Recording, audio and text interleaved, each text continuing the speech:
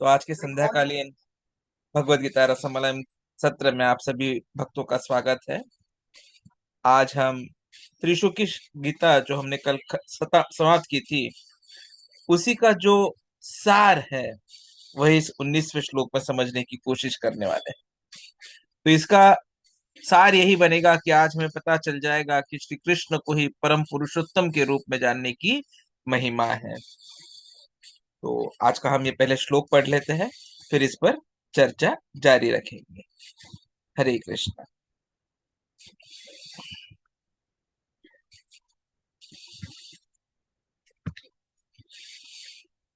यो माम एवं असम्मूढ़ः यः माम् एव असम्मूढः जानाति पुरुषोत्तमम् जानाति पुरुषोत्तमम् सर्ववित् भजति माम सः सर्वविद् भजति माम् सर्वभावेन भारत। सर्वभावेन भारत। यः मामेवं सम्मूढ़ यः माम् एव एवम् असम्मूढः जानाति पुरुषोत्तमम् जानाति पुरुषोत्तमम् स सर्ववित् भजति माम सः सर्वविद् भजति माम् सर्वभावेन भारत। सर्वभावेन भारत। यः मामेवम् असम्मूढ़ यः माम् एवम् असम्मूढः जानाति पुरुषोत्तमम् जानाति पुरुषोत्तमम् स सर्वविद् भजति माम स सर्वविद् भजति माम् सर्वभावेन भारत। सर्वभावेन भारत। पढ़िए प्रभु जी, पढ़िए माता जी। हरे यः कृष्णा माम् प्रभु। एवम् असम्मूढः जानाति पुरुषोत्तमम् स सर्वविद् भजति माम् सर्वभावेन भारत। हरे कृष्ण। हरे कृष्णा। पढ़िए, हरे कृष्णा। यस पढ़िए। यः माम् एवम् असम्मूढः जानाति पुरुषोत्तमं स सर्ववित् भजति माम् सर्वभावेन भारत। हरे कृष्णा। हरे कृष्णा। यस माता जी। हरे कृष्ण प्रभु जी, सादर प्रणाम। यो मामवम समूढ़ा जानति पुरुषोत्तमं सव सर्वविद् जति माम सर्वभावेन भारत। हरे कृष्णा। अनुवाद तथा तात्पर्य अभयचरण अरविंद भक्तिवेदांत स्वामी श्रील प्रभुपाद जी के द्वारा। जो कोई भी मुझे संशय रहित होकर पुरुषोत्तम भगवान के रूप में जानता है, वह सब कुछ जानता है। अतएव है भरत पुत्र, वह व्यक्ति मेरी पूर्ण भक्ति में रत होता है। तात्पर्य: जीव तथा भगवान की स्वाभाविक स्थिति के विषय में अनेक दार्शनिक ऊहापोह करते हैं। इस श्लोक में भगवान स्पष्ट बताते हैं कि जो भगवान कृष्ण को परम पुरुष के रूप में जानता है, वह सारी वस्तुओं का ज्ञाता है। अपूर्ण ज्ञाता परम सत्य के विषय में केवल चिंतन करता जाता है, जबकि पूर्ण ज्ञाता समय का अपव्यय किए बिना सीधे कृष्ण भावनामृत में लग जाता है, अर्थात भगवान की भक्ति करने लगता है। संपूर्ण भगवद गीता में पक पक पर इस तथ्य पर बल दिया गया है। फिर भी भगवद गीता के ऐसे अनेक कट्टर भाष्यकार हैं जो परमेश्वर तथा जीव को एक ही मानते हैं। वैदिक ज्ञान श्रुति कहलाता है, जिसका अर्थ है श्रवण करके सीखना।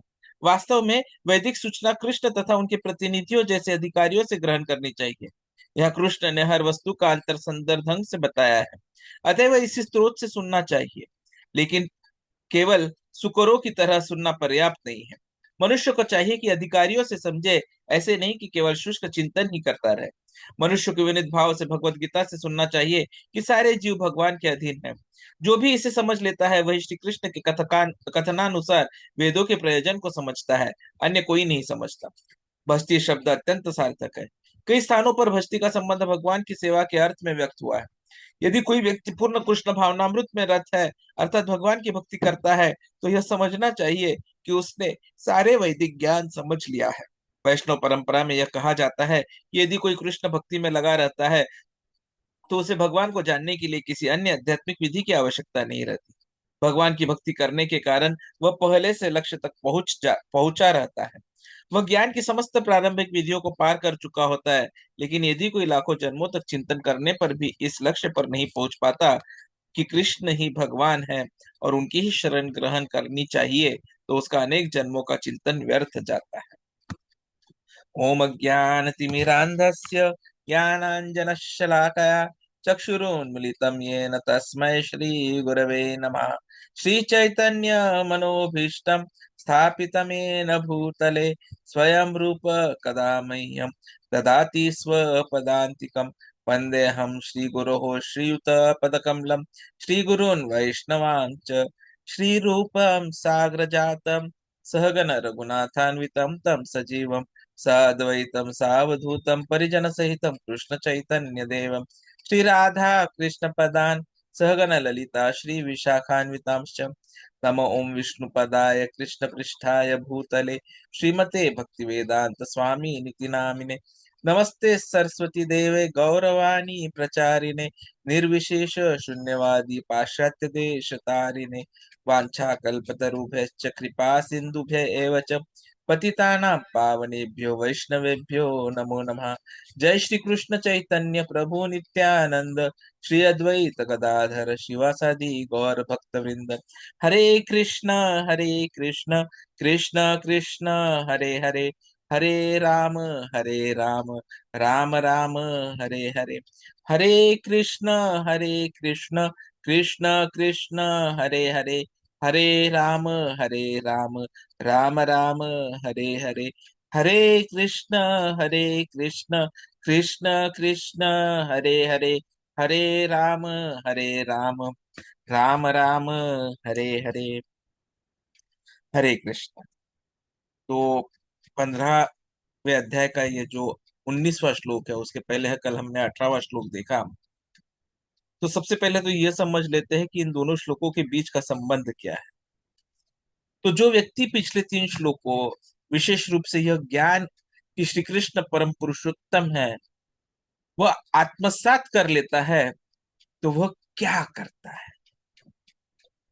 मतलब जिसे ये समझ में आ गया कि कृष्ण ही पुरुषोत्तम है, तो वो क्या करेगा।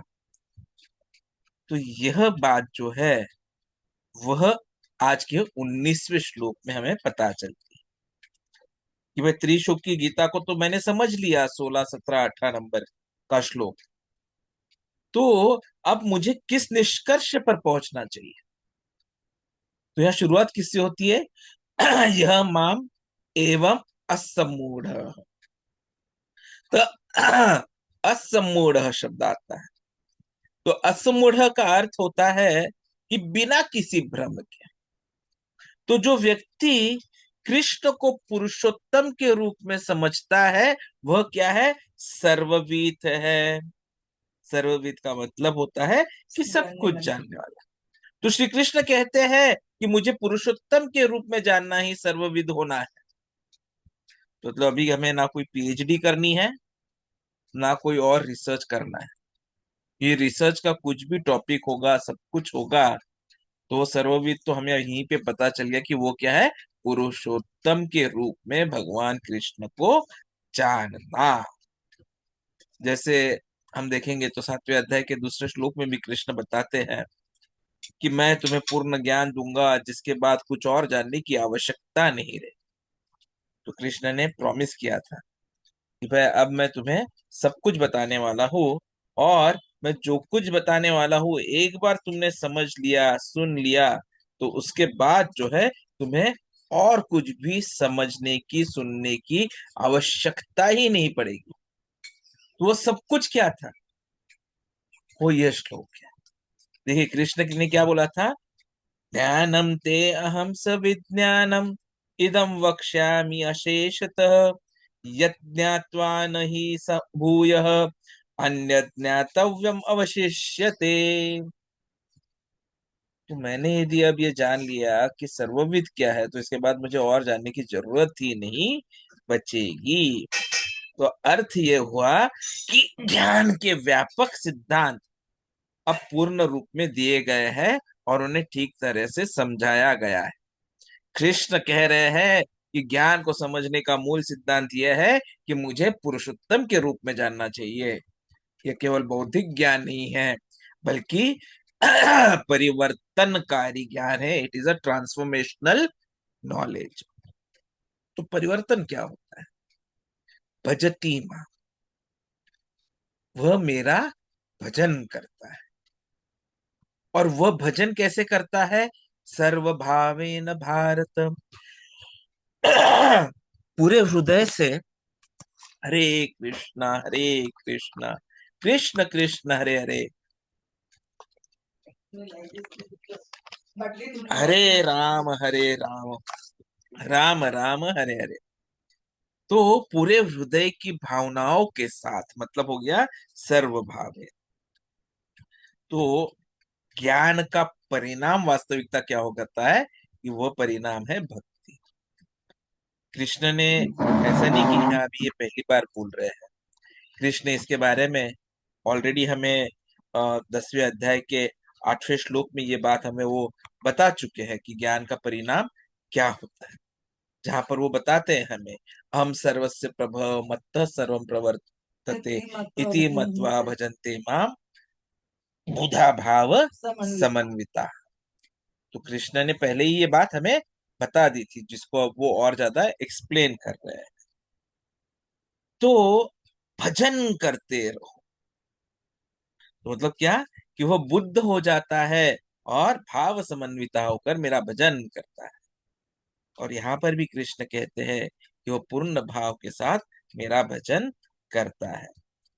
इसलिए ज्ञान भावनाओं के विलोय की ओर नहीं ले जाता, बल्कि यह भावनाओं को और गहन करता है। यह एग्जैक्टली मायावादी विचारधारा के विरुद्ध है। मायावादी विचारधारा कहती है कि ज्ञान प्राप्त होने पर सब कुछ एक समझ में आता है और सभी भावनाएं व्यर्थ हो जाती है, क्योंकि केवल मैं ही हूं तो प्रेम करने के लिए और कौन है। तो उनका मानना है कि हमें भावनाओं से परे जाना चाहिए। लेकिन श्री कृष्ण यहाँ कहते हैं कि ज्ञान भावनाओं का विलय नहीं करता, बल्कि वह भावनाओं को तीव्र करता है, क्योंकि सभी भावनाएं सर्वभावेन श्री कृष्ण पर केंद्रित हो जाती है। तो जो व्यक्ति बिना किसी संदेह के कृष्ण को परमात्मा के रूप में जानता है, वह पूर्ण भक्ति में संलग्न होता है। सर्वज्ञ वही है जो व्यक्ति बिना किसी संदेह के कृष्ण को परम पुरुषोत्तम के रूप में जानता है, और ऐसे ज्ञान का परिणाम यह है कि वह पूर्णतः कृष्ण की भक्ति में संलग्न हो जाता है। तात्पर्य में प्रभुपाद जी कुछ महत्वपूर्ण मुद्दे लेते हैं कि जैसे कई बार कई दार्शनिक अटकलों को खंडन कर अटकलें आती है, उसका खंडन यहाँ पर होता है कि जो जीव और परम सत्य की संरचना के बारे में यहाँ पर यह खंडित हो जाता है कि जीव और परम सत्य एक ही है। पूर्ण ज्ञानी मतलब वेदों के उद्देश्य को जानने वाला बिना किसी अटकले के कृष्ण चेतना में संलग्न होता है। तो स्पष्ट रूप से श्री कृष्ण को परम पुरुष के रूप में जानना होना चाहिए। और पूर्ण ज्ञानी क्या करता है? परम सत्य के बारे में अटकलें लगाता रहता है, आत्मसमर्पण नहीं करता, केवल समय बर्बाद करता है। तो हमारे पास यह निर्णय लेने का मौका है कि मुझे पूर्ण ज्ञानी बनना है या अपूर्ण ज्ञानी बनना है, मुझे कृष्ण को परम पुरुष मानना है या नहीं मानना है, मुझे कृष्ण को समर्पण करना है या फिर नहीं करना है, मुझे समय का सदुपयोग करना है या समय बर्बाद करना है। क्योंकि अटकलों की आवश्यकता नहीं है, आवश्यकता है विनम्रता से सुनने की। वैदिक ज्ञान को श्रुति भी कहा जाता है, मतलब क्या, वो श्रवण द्वारा प्राप्त किया जाता है। तो श्री कृष्ण और उनके प्रतिनिधियों जैसे कि हमारे अलग अलग गुरु है, ब्रह्मचारी है, सन्यासी है, ब्राह्मण दीक्षित भक्त है, तो ये सब वैदिक संदेश प्राप्त करना चाहते हैं, और वे प्राप्त कर कर हम सबको वो वैसे के वैसे उसी परिस्थिति में प्रदान करते हैं। तो सुनना कैसे चाहिए? प्रभुपाद जी एक वाक्य यूज करते हैं, सुअरों की तरह सुनना पर्याप्त नहीं है। और सुअर कैसे सुनते हैं हमको पता है, इंद्र की कथा भी है उसके ऊपर कि इंद्र को एक बार शाप मिला था, तो उसे सुअर बनने का शाप मिला, तो पृथ्वी पर आकर वे सुअर बन गए। फिर बाद में ब्रह्मा जी को लगा नहीं अब बहुत हो गया, इसको वापिस अभी वापिस इंद्र बना देते हैं, स्वर्ग की गद्दी प्रदान करते हैं। तो वे आए और उसको बोलने लगे चलो वापिस चलो, तो वो सुन ही नहीं रहा था। उसे लग रहा था कि ये जो विष्टा है यही स्वर्ग से बड़ा है और वो उस विष्टा को खाने में ही मग्न था। तो सूरों की तरह हमें सुनना पर्याप्त नहीं है कि भाई मैं जो भौतिकता में हूँ वही सर्वश्रेष्ठ है, यहाँ सब कुछ अच्छा चल रहा है, मुझे और किसी आवश्यकता ही नहीं है कि मैं जो अंतिम सत्य है उसके बारे में जानूं। नहीं, शैक्षिक अटकलें नहीं लगानी चाहिए। दूसरी बात प्रभुपाद जी बताते हैं, कई बार हमें लगता है कि अरे हमने तो अभी ये श्लोक पूरा कर लिया, हमने यह कोर्स पूरा कर लिया, तो अब हमें ज्ञान प्राप्त हो गया, और हम वो ज्ञान बताने की कोशिश करते हैं। अरे अब तो मेरा भक्ति शास्त्री हो गया, चलो अब मैं ऐसे ऐसे प्रवचन देते रहूं। पर जैसे ही मन में यह विचार आ जाए तो वो क्या हो गया, शैक्षिक अटकलें लगाना हो गया।